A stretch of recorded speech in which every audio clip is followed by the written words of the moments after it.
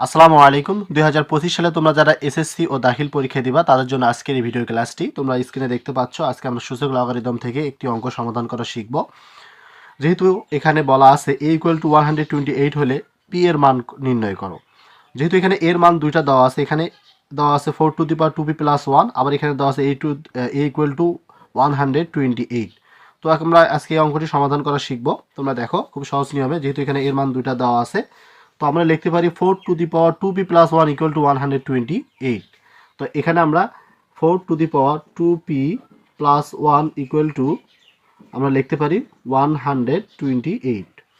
এখন আমরা 4কে ভাঙাবো, 4কে ভাঙাতে পারি 2 পাওয়ার 2 দিয়ে, এরপর আমরা ব্র্যাকেট উপর আবার এই যে 2p এই পাওয়ারটা লিখবো। ওকে, সমান সমান, যেহেতু 128 জোড় সংখ্যা, আমরা 2 এর কত পাওয়ার দিলে 128 হয় তোমাদের সেটা বের করতে হবে। তোমরা যদি 2 পাওয়ার 7 দাও তাহলে হবে 128, কারণ 7টা 2 যদি গুণন করা যায় তাহলে হবে 128 হয়ে যাবে। ওকে, এখন আমরা পাওয়ারে পাওয়ারে গুণন করে দেব। তাহলে এর সাথে গুণন করি তাহলে হবে 4p, এরপর লিখতে পারি প্লাস এই 2 সঙ্গে যদি 1 গুণন করি তাহলে হবে 2 = 2 পাওয়ার 7।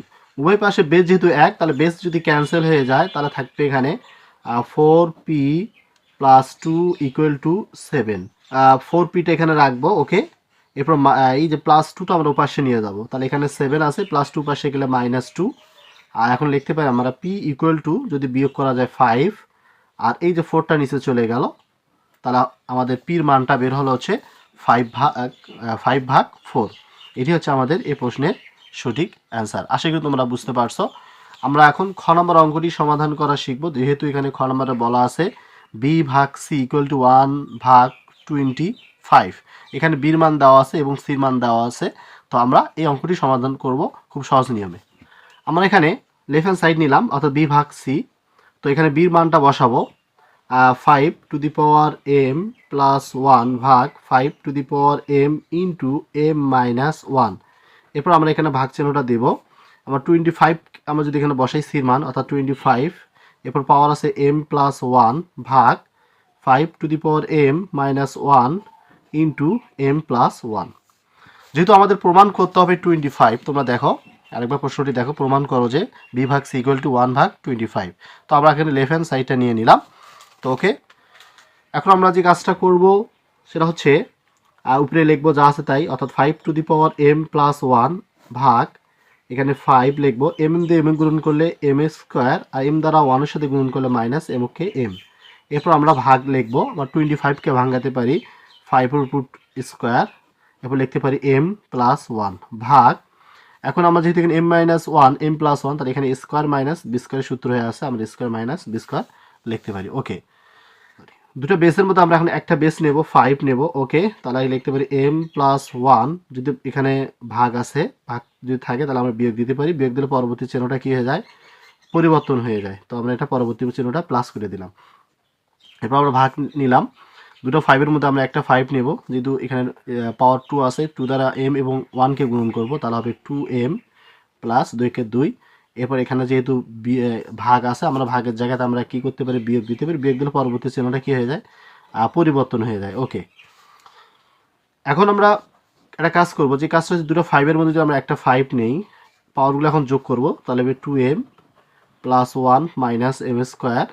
এবার ভাগ থাকলে পরবর্তী কি হয়, মানে ভাগ থাকলে বিয়োগ দিলে পরবর্তী চিহ্নগুলো পরিবর্তন হয়, তাহলে এখানে 2m - 2 + m² - 1। ওকে, পরবর্তী সব চিহ্নগুলো আমরা কি করলাম, অর্থাৎ এই যে এখানে এই ভাগের পর এই যে এখানে ভাগের জন্য বিয়োগ দিলাম, পরবর্তী এই সবগুলো চিহ্নগুলো কি হয়ে গেল, পরিবর্তন হয়ে গেল। এখন আমরা কাটাকাটি করবো, plus minus m² cancel, 2m cancel, এরপর আমরা কাটাকাটি করতে পারি, +-1 + 1 ক্যান্সেল, তাহলে এখানে থাকলে হচ্ছে 5/2 ইনভার্স 2, অর্থাৎ -2।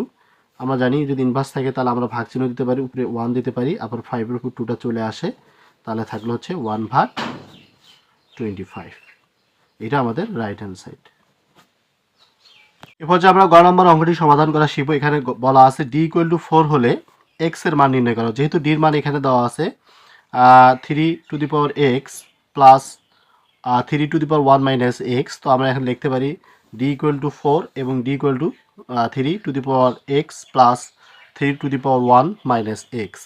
তাহলে আমরা লিখতে পারি এটা এইভাবে, অর্থাৎ 3 power X plus 3 power 1 minus X equal to 4।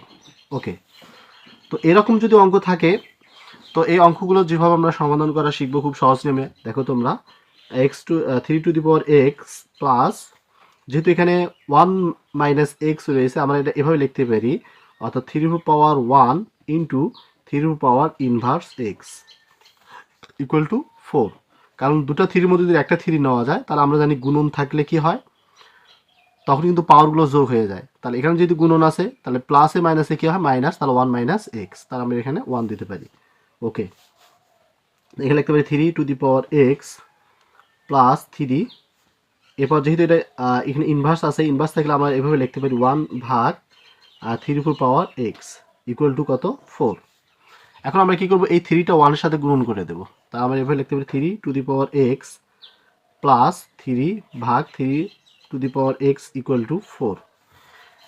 আমরা এখন এই মানটা ধরে নেব, এই যে মানটা, অর্থাৎ এই যে মানটা আছে 3 টু দি পাওয়ার এক্স, এটা আমরা একটু ধরে নেব, অর্থাৎ ধরি 3 to the power x equal two আমরা এ ধরে নিলাম। ওকে, এখন যদি আমরা মানটা বসাই, মান বসাই প্রদত্ত রাশি। ওকে, আমরা এই জায়গায় এটার মান যেহেতু আমরা এ ধরে নিছি, তাহলে আমরা এ এখানে প্লাস, উপরে থাকলো 3, নিচে যেহেতু আমরা এ ধরে নিচ্ছি তাহলে এ ইকুয়াল টু কত থাকলো, 4। ওকে, এখন এটাকে আমরা লসাগু যদি করি, এ যদি লসাগু এ দ্বারা গুণ করলে এ স্কোয়ার প্লাস এ ভাগ হয়ে যায়, তাহলে 3 ইকুয়াল টু হচ্ছে 4। এরপর আমরা এখন লিখতে পারি এটা এভাবে, অর্থাৎ এ স্কোয়ার প্লাস 3 ইকুয়াল টু, এটার সাথে গুণ করবো তাহলে হবে 4a। এখন আমরা এগুলো সবগুলো এই পাশে নিয়ে আসবো, তাহলে লিখতে পারি A square minus 4a plus 3 equal to 0। এটা এখানে আমরা মিডল টার্ম করবো, মিডল টার্ম নিয়মটা আমরা জানি, যেহেতু এখানে 3 আছে তাহলে এখানে 4 আছে, আমরা লিখতে পারি 3 3 3 আর 1 কত, 4। তাহলে এ স্কোয়ার মাইনাস 3a মাইনাস এ, তাহলে কয়টা এ হলো, 4টে এ হলো। এরপর প্লাস 3 ইকুয়াল টু কত, 0।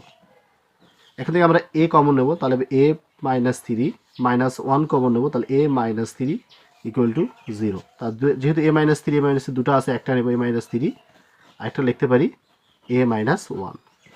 ওকে, ইকুয়াল টু কত, 0। এরপর তোমরা এখানে দেখো, যেহেতু আমরা এখানে A minus 3 A minus 1 equal to 0 লিখছি, তা আমরা এটা এভাবে লিখতে পারি, তাহলে এ ইকুয়াল টু 3 বা এ ইকুয়াল টু 1। কারণ দুটো যে ওই পাশে চলে যায়, মাইনাস থ্রি যদি ওই পাশে যায় তখন প্লাস 3 হয়ে যায়, মাইনাস 1 যদি ওই পাশে যায় তখন কি হয়, প্লাস 1 হয়ে যায়। তখন আমরা এখানে পাইলাম এর মান 3 আর হচ্ছে কত, 1। এখন যদি আমি এর মানটা বসাই, যেহেতু আমরা এর মানটা এখানে ধরে নিয়েছিলাম কত, এই যে 3 টু দি পাওয়ার এক্স, তো আমরা লিখতে পারি 3 to the power x equal two 3। এটা আমরা ওইভাবে লিখতে পারি, বা 3 to the power x equal two 1। এখন আমরা একটা কাজ করবো, যেহেতু এই পাওয়ার উপর কিন্তু একটা 1 আছে, 1টা আমরা দেখতে পাচ্ছি না, উভয় পাশে যদি বেস বেস ক্যান্সেল হয় তাহলে আমরা এক্স এর মানটা পাবো হচ্ছে 1, বা আমরা লিখতে পারি 3 to the power x equal two 3 পাওয়ার 0 হলে তার মানটা কি আসে, 1। তাহলে উভয় পাশে বেস যদি ক্যান্সেল হয় তাহলে আমরা এক্স এর মানটা কত পাবো, 0। তাহলে আমরা এক্স এর মান কত পাইলাম, কয়টা পাইলাম, দুইটা, একটা হচ্ছে এক্স ইকুয়াল টু 1 বা এক্স ইকুয়াল টু কত, 0। এটি হচ্ছে আমাদের প্রশ্নের সঠিক অ্যান্সার। যদি ভিডিওটি ভালো লাগে অবশ্যই আমার চ্যানেলটাকে সাবস্ক্রাইব করো এবং পাশে থেকে বেল আইকন বাটনটি অল করে রাখো, যাতে করে পরবর্তী আমি যে ভিডিও ক্লাসে ছাড়ি না কেন অবশ্যই তোমরা তার সাথে সাথে পেয়ে যাবা। আর যারা আমার এই ক্লাসটি ফেসবুক আইডিতে দেখতেছেন অবশ্যই এটা ফলো দিবেন এবং লাইক শেয়ার দিয়ে রাখবেন। ধন্যবাদ।